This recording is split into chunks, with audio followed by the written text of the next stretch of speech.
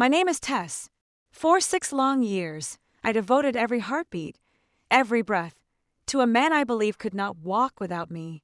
I carried him through mornings that smelled of damp wood and lingering autumn leaves, brushing his hair with hands that had grown calloused from endless repetition, spooning him food as if my own existence had no meaning outside his needs. I canceled plans, set aside friendships, muted my laughter, and even softened my voice because it seemed like a kindness, a quiet gift to someone I thought was fragile. The house knew me better than I knew myself.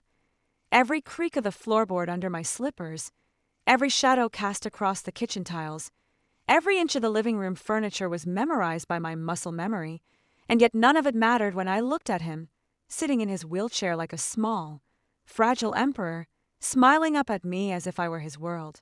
6 years of servitude, of unquestioned loyalty, of self-erasure, and I thought I was making love, showing care, keeping our life together.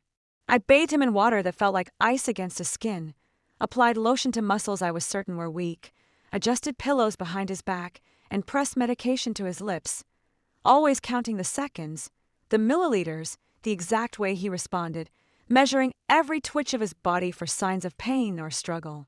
I told myself this was marriage, this was love, that this was what it meant to give all of yourself to someone else. And if I stumbled, if I faltered, I would be punished not with cruelty, but with quiet disappointment. And then, that morning, it happened.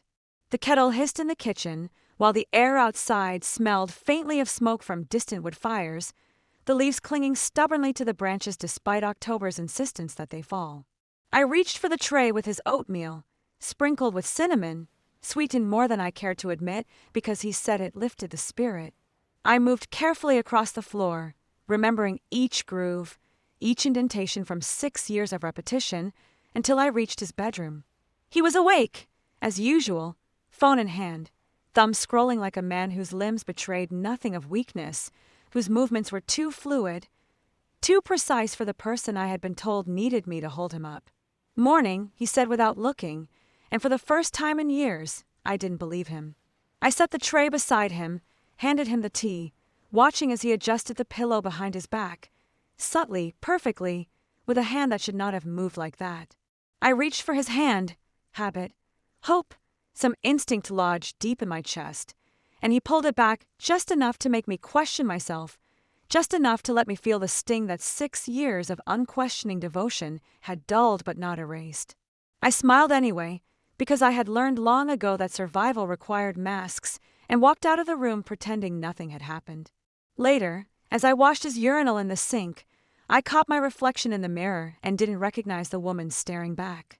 Not unhappy, not sad, just blank. Someone who folded herself small, so others could stretch. Someone whose life had been measured in the needs of another, whose identity had been scribbled over in the margins of a life that was never truly hers. And yet, even in that hollow reflection, I was unaware of a storm that had already begun, the fracture in the world I had built around him, waiting for the first drop of water to shatter it entirely. Little did I know, that drop would come sooner than I expected, and with it, the first crack in 6 years of lies, trust, and misplaced devotion. The morning light slipped through the bedroom curtains, painting long streaks of gold across the hardwood floor, and for the first time, I noticed how quiet the house had become, how every familiar sound seemed sharper, more pronounced, like it was waiting for me to pay attention. I moved toward the kitchen, each step deliberate, listening to the soft click of my slippers against the grooves of the floor and the quiet hum of the refrigerator in the corner. The kettle was already boiling before I realized I had even reached for it, a habit ingrained over 6 years of ritualized mornings, of repeated movements that required no conscious thought. I lined up his medication bottles on the counter, the little porcelain dish waiting patiently beside the oatmeal I had started cooking. Cinnamon, too much sugar, the way he liked it, the way he said it kept his spirits up. My hands moved almost automatically, yet my mind refused to settle. There was a tightness in my chest, a weight pressing down, an inkling that something was shifting, that the familiar had already begun to twist into unfamiliar. When I entered his bedroom, he was sitting up, his legs crossed lightly beneath him, phone in hand, scrolling with fluid precision. My throat constricted. I caught a glance of the way his fingers moved, too smooth, too confident, like the weakness I had believed in all these years had been nothing but a carefully constructed act.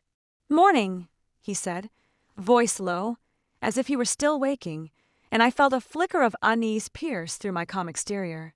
I placed the tray gently on the nightstand, making sure not to jostle the tea, the oatmeal, anything he might notice. He accepted it without a word, adjusting the pillow behind his back, fingers deft and steady, movements that contradicted every lie I had swallowed. Habit or instinct, I reached for his hand, my fingers brushing his, a silent plea for connection, for reassurance, for a truth I no longer knew I could trust. He pulled back just enough to unsettle me, not aggressively, not cruelly, just enough to make me doubt myself in the way only someone who has hidden a lifelong secret can. I swallowed the sharp sting in my chest and smiled, because I had learned that survival required masks, even when they burned at the edges of your soul. I stepped back, pretending everything was normal, though my mind raced through every memory of these past 6 years, replaying moments where his so-called disability had dictated my every action, my every choice, every tiny sacrifice I had made without question. Later, while cleaning his urinal in the sink, I caught my reflection in the bathroom mirror and barely recognized the woman staring back, blank, flattened, someone who had folded herself into non-existence to make room for another life. It was then, as I stared at those hollow eyes, that a new awareness began to seep in, a quiet, growing suspicion that had been buried beneath devotion and routine for far too long.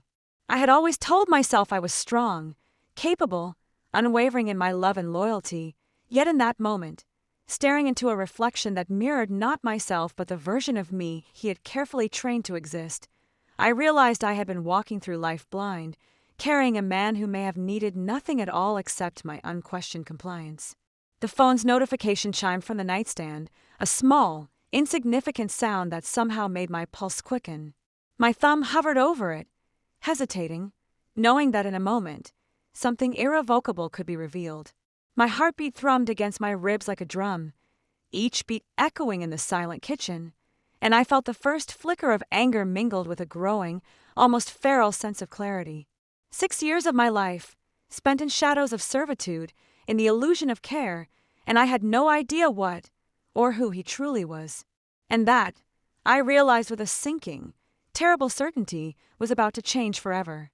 Later that morning, the sun had climbed higher, slanting through the porch windows and scattering light across the boards, when I stepped outside to water the plants. The air smelled faintly of wet earth and decaying leaves, a scent that usually brought a strange comfort, but today it felt sharper, almost accusing. Draven's wheelchair sat under the awning where it always did, armrest propped just so, phone balanced precariously on the edge. Habit, or maybe instinct, guided my movements as I reached for the hose, elbow brushing the chair, and then it happened. The phone slipped from its perch, landing screen down in a shallow puddle. My breath hitched, instinctive horror freezing me in place. I knelt, palms trembling, and picked it up, frantically blotting at the screen with the towel I held in one hand. The cool water soaked through my sleeve, my fingers slick, and then, as if mocking my panic, the screen flickered to life. A voicemail icon blinked faintly. My heart pounded so hard it seemed audible, and before I could think, the message played. "Babe, sorry I missed last night. You know how she is. Text me when she's asleep." My hand froze midair, the towel slipping from my grasp. The words didn't just sting, they shattered something that had been cemented for 6 long years. The intimacy, the casual tone, the implication that my presence, my existence, had been merely a backdrop for his secret life, crashed over me like a wave I hadn't seen coming. I stumbled back slightly, clutching the phone as water dripped down my wrist, splashing onto the porch, leaving little rings that spread and faded into the wood. The chair was empty. Draven had vanished back inside, leaving me alone with the truth that had just revealed itself in the most ordinary of accidents.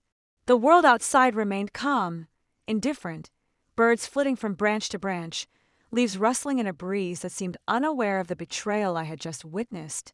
Inside, my chest tightened, my stomach twisted, and for the first time, I felt the hollow, gaping void that comes with realizing everything you believed is a lie. I walked back into the house, careful to keep my expression neutral, But my mind was spinning, analyzing, cataloging, replaying every gesture, every smile, every whispered word of gratitude I had ever received. Did he ever need me? Or had he just trained me, molded me into a caretaker of a fantasy he had constructed, one in which I existed only to support the illusion? My hands shook as I set the phone on the counter, trying to blot the water from the screen without triggering another playback, without giving away the storm that had erupted inside me. I moved mechanically, placing tea on the tray, arranging the oatmeal, and walking back into the bedroom as if nothing had happened, pretending to be the devoted wife, while the fire of clarity, rage, and heartbreak burned quietly but ferociously within me. Every instinct, every lesson from 6 years of careful observation, now pointed in one direction. I needed proof, tangible, undeniable proof. I could no longer rely on intuition or suspicion alone. He had hidden this life, erased mine, built a house on lies, and I would not step back into the shadows to make him feel comfortable. The day stretched before me, sunlight dancing across the walls, ordinary chores taking on a new weight. Each dish I scrubbed, each pill I placed, each movement I repeated out of habit, was now performed with the precision of someone taking notes, of someone cataloging every detail for the reckoning I was beginning to plan. And as I looked at the puddle where his phone had landed, glittering faintly in the sunlight, I felt the first, undeniable thrill of something I had not felt in years, the taste of control returning to my hands, the quiet, simmering promise that this time, I would not be the one deceived. That evening, after Draven had retreated to his study under the pretense of resting, I lingered in the hallway, listening to the faint hum of the television and the soft clatter of his typing on the laptop. Every click, every rustle of paper, every whispered conversation from the headset he wore became a puzzle piece I needed to fit together. I had learned, over 6 years, the rhythm of his life. When he spoke to certain numbers, the cadence of his emails, the times he preferred silence, and the subtle ways he concealed his intentions. Tonight, armed with the knowledge of the voicemail and a newly ignited fire of suspicion, I moved quietly to the study door, hand poised on the handle. The lock clicked softly under my fingers, a sound that seemed louder than it should have been, echoing in my ears as if the house itself were holding its breath. Inside, the room smelled faintly of leather, old coffee, and the sharp metallic tang of secrets waiting to be uncovered. His laptop sat open, the screen illuminating his face with a pale blue glow, but my attention was drawn immediately to the stack of letters and unopened bills on the desk. Carefully, I edged closer, eyes scanning the visible lines, recognizing names and phrases that meant nothing to a devoted wife because they were never meant for her. Each envelope I unfolded revealed a layer of deceit I had only suspected before, confirming that every smile, every touch, every word of gratitude over the years had been a carefully constructed facade. My hands shook, not with fear, but with a combination of adrenaline and the intoxicating sense of clarity. I found the first photograph tucked between the letters, Draven with another woman, arm around her waist, lips brushing against her cheek in a manner that was intimate and deliberate. My stomach turned, and a bitter, sharp taste filled my mouth as I realized this was not a fleeting moment, not a single act of betrayal. It was ongoing, methodical, woven seamlessly into the fabric of my life. I gathered the photographs, stacking them neatly, careful not to disturb any other evidence, knowing that every detail mattered, that every proof of duplicity would be ammunition for the reckoning I was beginning to craft. I opened his laptop cautiously, navigating through the files with the dexterity of someone who had spent years observing every habit, every weakness. Emails, messages, bank statements, even online shopping receipts, all whispered the truth I had feared but now embraced. He had orchestrated a double life with a meticulous precision that was both infuriating and fascinating. My fingers flew across the keyboard, copying files, taking screenshots, cataloging dates, names, and times. I noted patterns, locations, subtle hints of meetings, the small signatures of a life lived in secret while I was trapped in a cage of illusion. And all the while, the house remained deceptively silent, as if complicit in the revelation of the truth, holding its breath while I gathered the tools of my awakening. As I finished, I leaned back in the chair, letting out a breath I hadn't realized I had been holding, the weight of 6 years of deceit pressing down on me all at once. My mind, once clouded by love and loyalty, now shimmered with a focus so sharp it was almost painful. Every betrayal had a place, every lie a pattern, and I could see the map of deception spread out before me. Tonight, I made a silent promise to myself, an oath that I would not crumble, that I would not let the years of manipulation, of false affection, of stolen life, remain unchallenged. I would be patient. I would be methodical. I would be unyielding. The first step had been taken. I had uncovered the undeniable truth, and now the game had shifted. No longer the pawn, no longer the woman who sacrificed everything for a phantom of care. I would reclaim my life, brick by brick, using the very secrets that had been meant to humiliate me as the instruments of my eventual triumph. The fire in my chest grew hotter, the anger sharper, tempered by the thrill of control, as I finally realized that revenge would not only be inevitable, it would be exquisite. Over the next few days, I moved through the house with a precision I had never allowed myself before. Every glance, every word I spoke, every gesture was calculated, rehearsed, designed to disarm him while I quietly built my arsenal of evidence. I observed his routines like a predator circling prey, noting the times he left the house, the phone numbers he called, the ways he thought he was clever enough to hide his tracks. Yet in every small detail, I found cracks, tiny, almost invisible weaknesses that had gone unnoticed in the haze of trust and devotion. I cataloged every one of them meticulously, creating mental maps of his habits, the paths he walked when he thought no one was watching, the subtle inflections in his voice when he lied.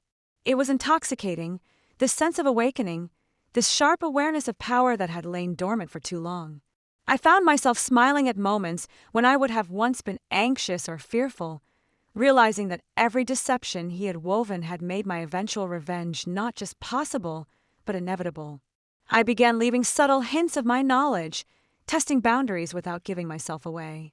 A raised eyebrow, a carefully casual comment, a question that seemed innocent but contained layers he couldn't immediately unravel. Each one was a probe, a way to measure his reaction, to study the panic or arrogance hidden behind the calm he presented to the world. And he responded, predictably, in ways that were telling. A twitch of the lip, a brief hesitation in speech, a nervous glance toward the study when I mentioned plans that had nothing to do with his secret life. All these small, human betrayals confirmed what I already knew. He had underestimated me, as he had underestimated every other force that had entered his carefully controlled universe. That night, I sat at the kitchen table long after he had gone to bed, poring over documents, photos, messages, and notes I had collected. I created timelines, connected names to places, relationships to emails, lies to tangible evidence that could not be denied. I thought through every possible outcome, every move he could make if he sensed I had discovered the truth.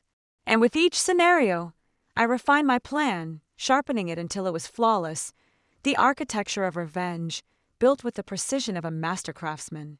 I didn't need to act hastily. Patience was my ally. Each step he took blindly, each confidence he carried into the next day would be exploited, turned against him in a manner he could neither anticipate nor escape.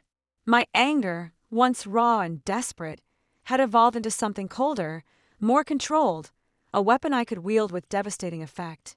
I allowed myself moments of reflection, brief pauses to recall the humiliation, the stolen years, the fake smiles I had offered in service of a man who had treated my devotion as disposable. Those memories, once painful, became fuel, feeding the meticulous fire that now burned steadily within me. And yet, there was something almost thrilling in the knowledge that I had not only discovered his betrayal, but also turned the tables. I was no longer a victim. I was a strategist, a silent storm gathering strength while he remained oblivious, smug in his ignorance. I rehearsed confrontations in my mind, imagining the precise words I would use, the timing of revelations, the moments when his shock would be absolute, when the layers of his false life would unravel before him. Each rehearsal made the eventual act of revenge feel closer, tangible, almost inevitable. By the time I retired to my bedroom, the house cloaked in darkness, the faint glow of the streetlight spilling through the curtains, I felt a quiet satisfaction, a sense of power that I had never allowed myself to feel. Draven may have built a life of deception, but he had underestimated me. Every lie, every hidden encounter, every act of betrayal had been catalogued, stored, and transformed into tools that would ensure my triumph. Sleep came reluctantly that night, not because of fear or doubt, but because my mind could not stop orchestrating the downfall of the man who had thought he could control me. And in that restless sleep, dreams of exposure and vindication danced at the edges of my consciousness, whispering promises of a reckoning that would be as brilliant as it was absolute. The following morning, I walked through the house with deliberate calm, every step measured, every glance purposeful.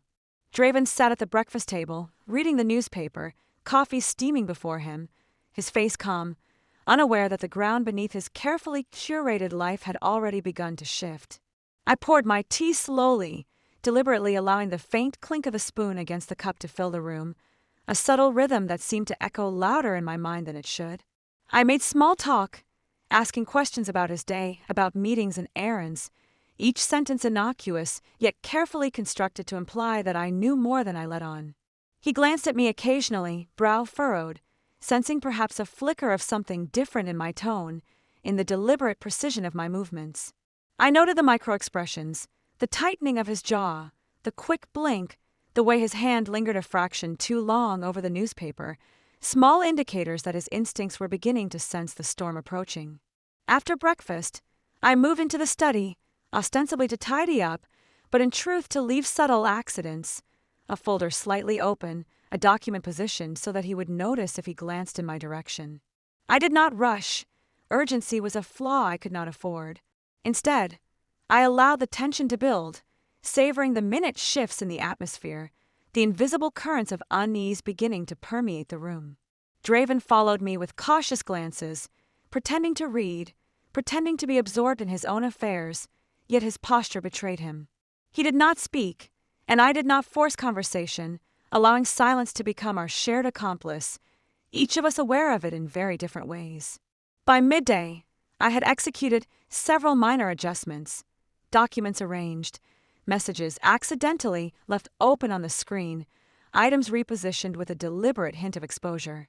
Each small act was a breadcrumb, an invitation for him to question his own security, his own competence, to feel the first, almost imperceptible prick of doubt that would later swell into full-blown panic. I watched him, carefully, noting the way his eyes darted from one item to the next, the way his fingers hovered over the mouse, hesitating before clicking. His confidence wavered, his carefully constructed armor beginning to chip ever so slightly. And though no words were exchanged, a silent dialogue unfolded between us, one loaded with tension, anticipation, and the unspoken knowledge that the balance of power was shifting. That night, I prepared the evening meal with the same precision, ensuring that every step, every plate, every gesture conveyed control and quiet command. Draven ate without comment, occasionally glancing at me as if seeking reassurance, yet the unease in his posture betrayed him more than any words could. After dinner, I allowed him to retreat to his study, closing the door behind him, but not before placing a small note atop the stack of documents he had left open. It was brief, almost innocuous. Perhaps we should discuss these matters soon. The words were carefully chosen, ambiguous, yet loaded with potential threat, designed to provoke curiosity and anxiety without overt accusation. As I settled into the living room, watching shadows stretch across the walls, I felt the first tangible thrill of control, the first flicker of satisfaction at seeing him navigate the consequences of his own duplicity. The trap was not yet fully sprung, but the threads were laid with precision, each one vibrating with the tension of anticipation, ready to ensnare him when the moment was right. And as I poured another cup of tea, the faint sound of the clock ticking in the background felt almost like applause, marking the progress of a plan set in motion, a reckoning that was becoming inevitable. By midweek, I had begun orchestrating situations with a precision that felt almost surgical, designing scenarios where Draven's lies would surface inevitably, revealing not only the breadth of his deception, but also his arrogance and overconfidence. I invited him to join me for an early evening walk, a casual suggestion meant to appear spontaneous, yet every step we took was part of a carefully constructed choreography. The streetlights cast long shadows across the sidewalk, and the evening air carried the faint scent of rain, adding a subtle tension that made each word heavier, each gesture more telling. I led him toward the small cafe we used to frequent, ostensibly to reminisce, but in truth to plant subtle reminders of his secret life. A message left on the cafe table, a photograph slipped behind a menu, a package that he would notice only if he was paying attention. Each of these small provocations was designed to evoke a reaction, to test his control and composure under pressure. As we walked, I asked casual questions, feigning ignorance, probing gently, allowing my curiosity to appear as affection, concern, or mere interest. His answers were measured, smooth, yet I detected the tiny tremors beneath the surface, the hesitations, the micro-expressions that betrayed panic he tried to suppress. At the cafe, I guided him to a secluded corner, placing the package in a spot where he would inevitably see it. When his eyes landed on it, I watched him stiffen, his smile faltering for just a fraction of a second, enough for me to know that he recognized the evidence, recognized the threat I now posed. I asked him about mundane things, about our finances, about family matters, speaking in a tone that was deliberately casual, yet the undercurrent of intensity was palpable.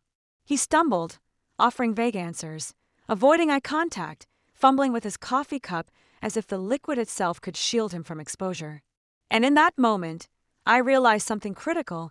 The web of deceit he had spun so carefully was beginning to unravel because he had underestimated me completely. My presence, calm, collected, and observant, was a mirror reflecting the truth back at him, a truth he could no longer conceal with charm or distraction. As we left the cafe, I allowed him to believe the encounter had been normal, even pleasant, all the while noting the subtle signs of stress, the tightened grip on the steering wheel, the forced laughter at my jokes, the occasional glance toward the rearview mirror as if he suspected someone was watching. Back at home, I ensured that more subtle traps were set. Documents slightly misfiled, messages left in plain sight, photos strategically placed on shelves. Every detail was deliberate, every provocation a step closer to revealing the full scope of his lies.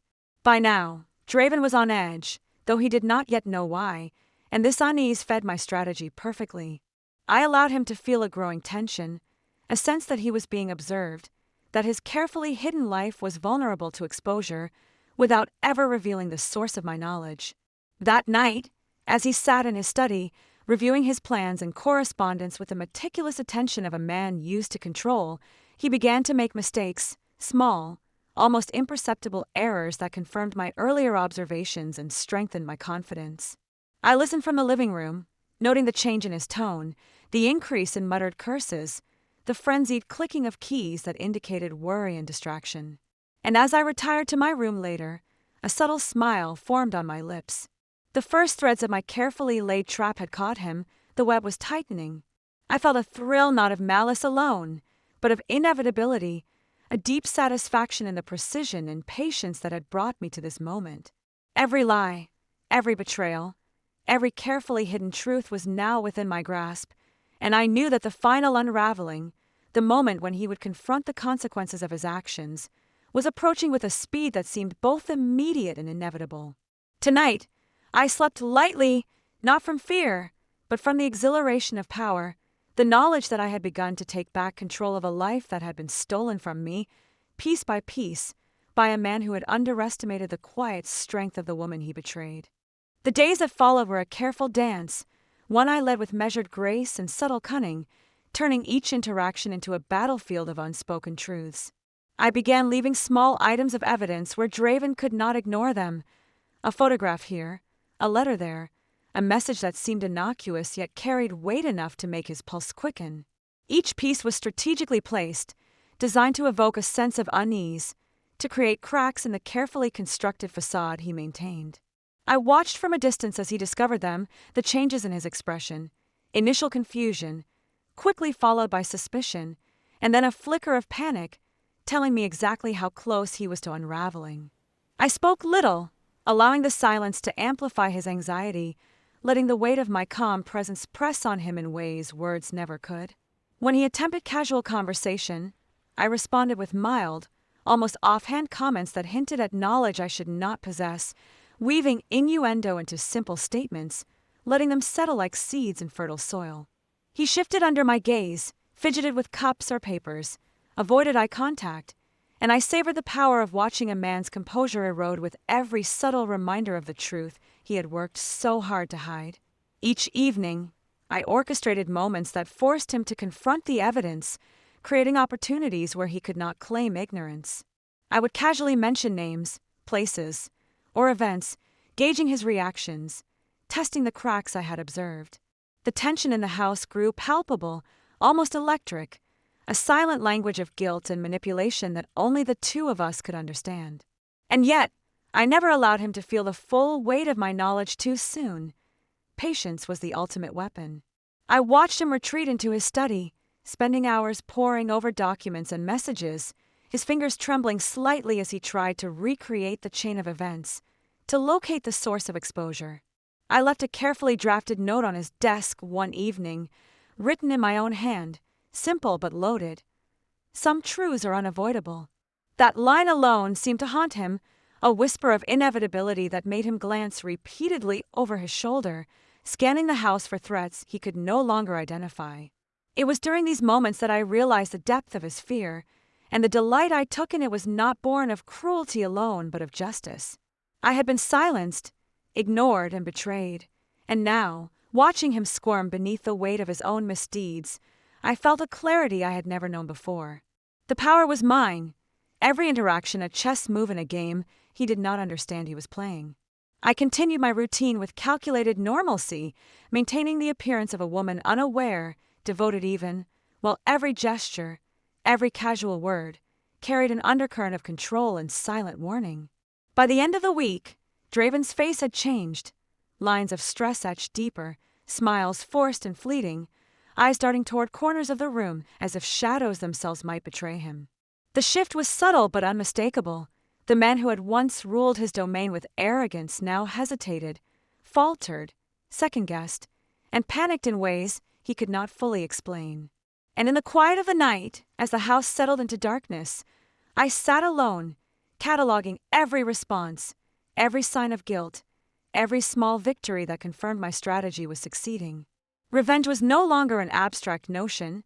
It had become a living, breathing force, one I controlled with deliberate precision, ensuring that each step toward exposure and justice was both inevitable and devastating.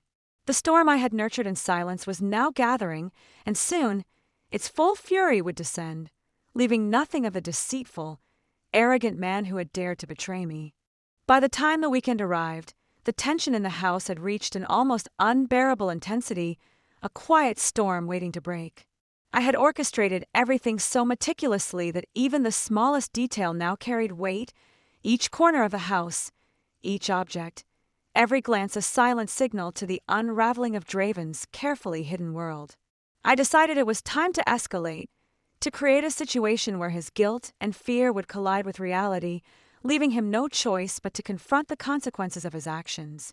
I invited him to the library that evening, under the guise of discussing some mundane family matter, but in truth, every element of the room had been arranged to provoke exposure. Photographs that traced his lies, documents hinting at betrayals, letters revealing secrets, each carefully placed, each chosen for maximum psychological impact. The lighting was soft, the shadows long and deliberate, creating a theater in which he would become both actor and audience.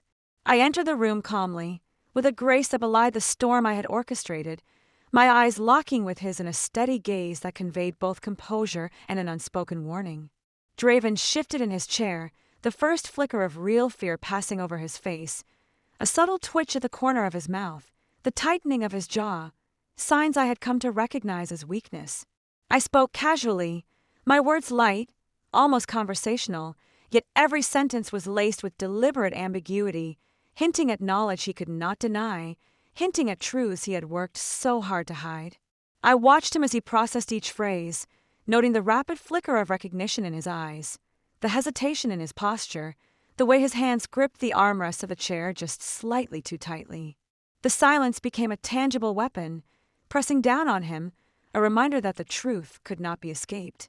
I allowed him to glance around, deliberately giving him the opportunity to notice the scattered evidence, the subtle clues that left no room for doubt.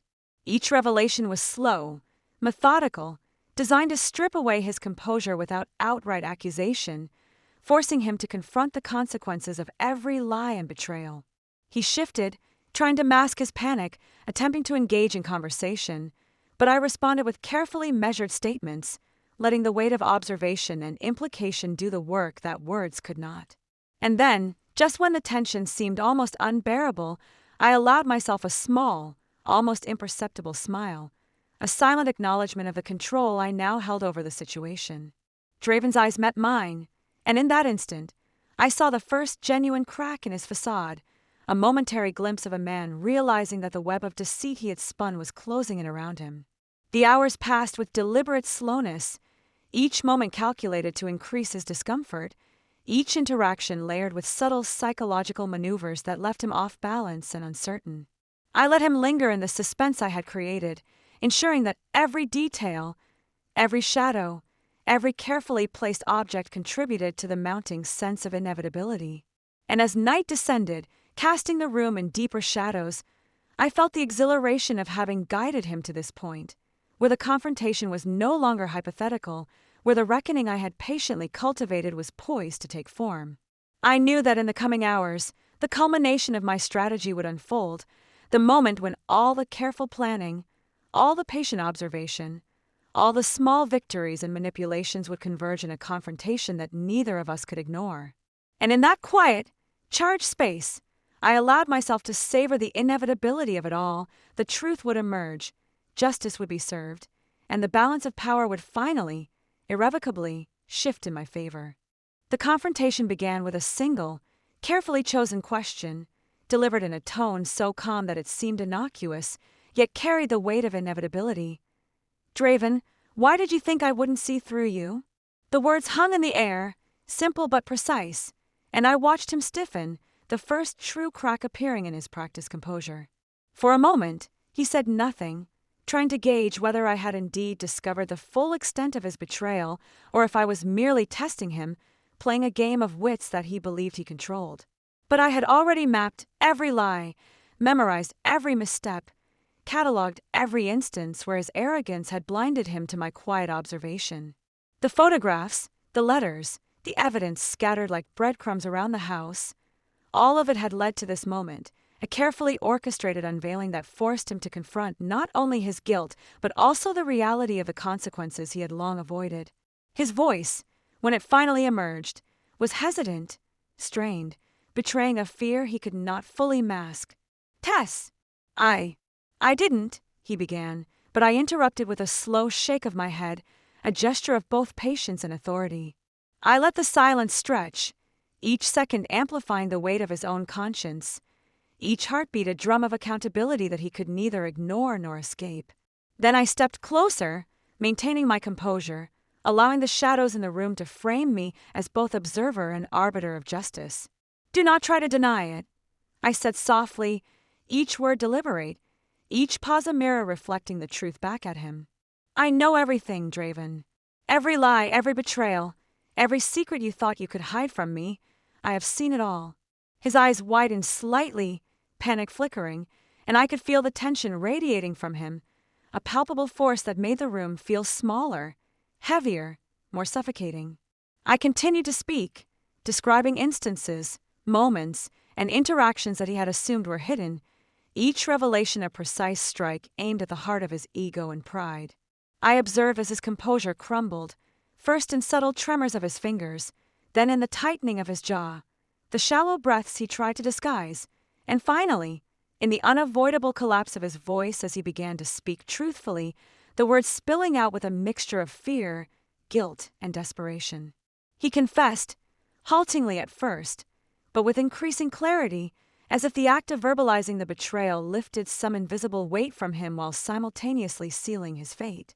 Every lie I had known, every manipulation, every instance of deceit was now exposed, and I listened, the slow smile of vindication forming as the man who had once dominated me now stood powerless, stripped of the illusions he had woven so carefully.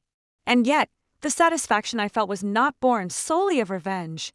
It was a release, a reclaiming of the agency he had attempted to steal from me. The power dynamics had shifted irrevocably, The fear, the guilt, the shame that now coursed through him were testimony to the precision and patience that had guided me to this very moment. As the confession continued, I allowed a few moments of silence to punctuate the revelations, letting the weight of truth settle like a heavy fog between us, suffocating in its inevitability. And in the quiet that followed, I felt a deep, resonant clarity. This was not merely a victory of exposure, but a transformation of power, of control, and of the reclaiming of my own dignity and self-worth. For the first time in what felt like an eternity, I sensed the balance had shifted, that the life that had been so carefully manipulated against me was now, finally, mine to navigate, with all the consequences laid bare for him to witness. The emotional crescendo had been reached, and in its aftermath, I could feel the profound satisfaction of a justice delivered with precision, patience, and unflinching resolve. The moment of confession was merely the opening act. The real work had only just begun. I had let Draven unravel, allowed the truth to weigh on him, and now it was time to move from exposure to action, from psychological dominance to concrete, undeniable consequences. I watched him carefully, noting every hesitation, every microexpression, and began orchestrating subtle, precise moves that would dismantle the remnants of his control. My revenge was not to be hasty, it was to be deliberate, a masterclass in calculated retribution that left no room for counterplay. I began with the smallest things, the ones that would not seem immediately threatening but would steadily erode his sense of security. Files went missing from his study, emails carefully redirected to parties who had a right to know, casual comments I made to acquaintances planting seeds of doubt that would spread like wildfire. Each act was executed with calm precision, ensuring that he understood he was powerless to stop the consequences now cascading from his past actions. I observed as he began to double-check, to second-guess every move, to fear that every casual interaction might carry a hidden trap, a subtle exposure waiting to undo him further. And as the tension mounted, I allowed myself the quiet satisfaction of knowing that this fear was fully deserved, that the man who had once laughed at my struggles now had no refuge from the truth. I orchestrated a dinner gathering under the guise of normalcy, inviting those whose opinions mattered most to him, those whose judgment he valued, while ensuring that the truths I had uncovered would naturally find their way into conversation. The manipulation was subtle, almost invisible, yet potent. Small hints, offhand remarks, questions that prompted honesty he could no longer control. I watched as panic flickered across his face, the careful veneer of confidence cracking in real time, his hands twitching as he tried and failed to maintain composure. Each reaction I observed was recorded mentally, another victory in a game that had taken months of careful planning. And yet, I remained composed, appearing serene and unaffected, allowing him to believe that the chaos was of his own making rather than the product of my meticulous orchestration. When he attempted to salvage the evening with charm or wit, I countered with calm insight, gently revealing knowledge that he could not have imagined I possessed, forcing him to acknowledge the breadth of his misdeeds in the presence of those he sought to impress. Slowly, systematically, I stripped him of the arrogance and control that had defined him for so long, leaving him exposed, vulnerable, and entirely at my mercy. And in the quiet moments after the gathering ended, when the house settled and only the hum of distant lights remained, I reflected on the path that had brought me here. Every step, every patient observation, every act of calculated deception I had employed now bore fruit, not in chaos or anger, but in precision, clarity, and undeniable power. The man who had once dismissed me as insignificant now had no choice but to acknowledge my dominance, to feel the weight of the justice I had so patiently constructed. Revenge, I realized in that moment, was not merely about punishment. It was about reclamation, about demonstrating that even those who wield power carelessly must eventually answer for their actions, and that patience, strategy, and unyielding resolve can turn the most insurmountable betrayal into a triumph of intellect, courage, and self-determination. By the end of the night, as Draven retreated to his study, exhausted and shaken, I felt a profound satisfaction, not in cruelty, but in the quiet, unassailable certainty that the balance had irrevocably shifted, and that the storm I had patiently nurtured had fully arrived. The next morning dawned like a calculated prelude to the final act. I had planned every detail with precision, each step designed to ensure that Draven felt the full magnitude of his reckoning, both emotionally and socially. It began with a simple message, one that seemed innocuous to an untrained eye, but carried within it the weight of impending consequence. "Meet me in the lounge at noon," I typed, the words carefully neutral yet commanding, leaving him with no room for hesitation or delay. As the clock crept toward the appointed hour, I prepared the room as I had done months before in my initial orchestrations, positioning photographs, letters, and documents that chronicled his betrayals in ways too vivid to ignore. The setting was impeccable, the atmosphere charged, a blend of elegance and tension that amplified the weight of every glance and gesture. When Draven entered, I could see the subtle tremor in his hands, the slight narrowing of his eyes, the unconscious attempt to mask the panic that now coursed through him. He sat across from me, shifting uneasily, fully aware that the dynamic had shifted completely, that the power he had wielded so effortlessly was no longer his to command. I began to speak, each word deliberate, each sentence designed to peel back layers of arrogance and denial he had wrapped around himself like armor. "Draven," I said softly, "you thought you could manipulate, deceive, and control everyone, but every action has consequences, and every secret has a price." His breath hitched slightly, and I felt a surge of quiet satisfaction, the first real acknowledgement that the storm I had created was reaching its apex. I laid out the evidence carefully, step by step, watching as recognition and fear flickered across his face. Each photograph, each letter, each carefully placed reminder of his betrayals became a tangible manifestation of his guilt, leaving him exposed and vulnerable in ways he had never experienced. Then I let the silence stretch, allowing him to feel the weight of his own conscience pressing down like a physical force, the air thick with the inevitability of accountability. And as he fumbled for words, trying to explain, to justify, to negotiate, I maintained a serene composure, letting his unraveling speak louder than any accusation I could utter.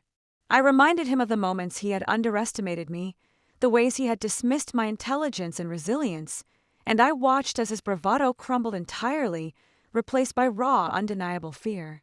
Finally, I leaned forward slightly, locking eyes with him, my voice dropping to a tone both intimate and inescapable. "This is the moment you realize that power is not taken lightly, and betrayal is not forgotten," I said, each syllable resonating with the authority I had claimed through patience, strategy, and unwavering resolve. Draven's shoulders slumped, the last vestiges of defiance stripped away, and for the first time, I saw him not as a figure of intimidation, but as a man fully accountable for the choices that had defined his existence. The room was silent except for the soft rhythm of our breathing, a quiet symphony of tension and release. In that moment, I understood the true essence of my journey. Revenge was never merely about retaliation.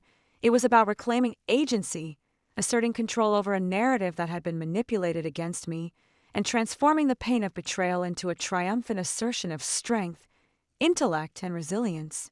And as I allowed myself a small, deliberate smile, I felt the culmination of months of careful planning, observation, and execution, a satisfaction deeper than anger or hatred, a recognition that justice, when wielded with precision and clarity, could be profoundly transformative for both the victim and the perpetrator. The final act had been performed, and though the consequences would echo for months to come, I stood unshaken, resolute, and empowered, the balance finally restored, my dignity fully reclaimed, and the storm I had so patiently nurtured now having fulfilled its purpose entirely. In the quiet aftermath of the storm I had unleashed, I sat alone in the lounge, the evidence of my calculated vengeance still arranged meticulously around me, each item a testament to patience, observation, and unyielding resolve. The house felt different now, infused with a sense of justice long denied, yet it was not chaos that hung in the air, it was clarity. I traced my fingers over the edges of the photographs, the letters, the carefully curated documents, and felt a profound sense of completion, the kind that comes from seeing a plan executed perfectly, a long arc of suffering and betrayal resolved with deliberate precision. Draven had retreated, broken in ways both visible and invisible, stripped of his illusions of control, and the echoes of his fear and regret lingered in the corners of the room like a quiet, satisfying hum. Yet even in victory, I understood that revenge was not simply about seeing him suffer, it was about reclaiming myself, asserting the value of my own life, intellect, and resilience against the forces that had attempted to diminish me. The weeks, months, and even years of manipulation, betrayal, and quiet observation had culminated in this moment, and I felt a subtle, profound transformation deep within me, as if the very essence of my being had shifted from victimhood to empowerment. I reflected on the journey, the humiliation, the betrayals by those I had once trusted implicitly, the subtle undermining of my confidence and status, and the painful lessons that had sharpened my instincts, honed my intellect, and fortified my resolve. Every insult, every deception, every attempt to diminish me had become a stepping stone, a building block of the strategy one had crafted with care, patience, and relentless attention to detail. And as I allowed myself to exhale fully, to relax into the knowledge that the balance had been restored, I realized that this story, the story of betrayal, patience, and precise retribution, was not merely about the downfall of one man, but about the evolution of a woman who had refused to be silenced, ignored, or undervalued. I had become the architect of my own fate, the master of my own narrative, and the custodian of a justice that had been denied for far too long. In that quiet, reflective space, I acknowledged the paradox of revenge. It was an act of both destruction and creation, tearing down the foundations of deceit while simultaneously building a stronger, wiser, and more resilient self. And as the evening light filtered through the windows, casting soft shadows that danced around the room, I felt a profound peace settle over me, a sense of closure that was not fleeting or shallow, but deep and resonant, echoing the knowledge that I had claimed not only vengeance, but also dignity, agency, and an unassailable sense of self-worth. The man who had once wielded power over me now existed in a world reshaped by my patience, strategy, and unwavering resolve, a world in which his arrogance and deceit could no longer dominate or diminish me. And as I finally rose, moving through the house with the quiet confidence of someone who had not only endured but had transcended, I understood that my journey was complete, not because the wounds had vanished, but because I had transformed them into strength, insight, and mastery. The storm had passed, the consequences had been delivered, and in the stillness that followed, I felt the unmistakable clarity of triumph, not merely over Draven, but over every obstacle, every betrayal, and every challenge that had ever sought to define or limit me. This was my victory, my reclamation, my transformation, and as I stepped into the evening, I carried it with me like a shield forged from patience, intelligence, and unyielding determination, ready to face the future with the confidence of someone who had seen the darkness, navigated it with precision, and emerged unbroken, whole, and undeniably powerful.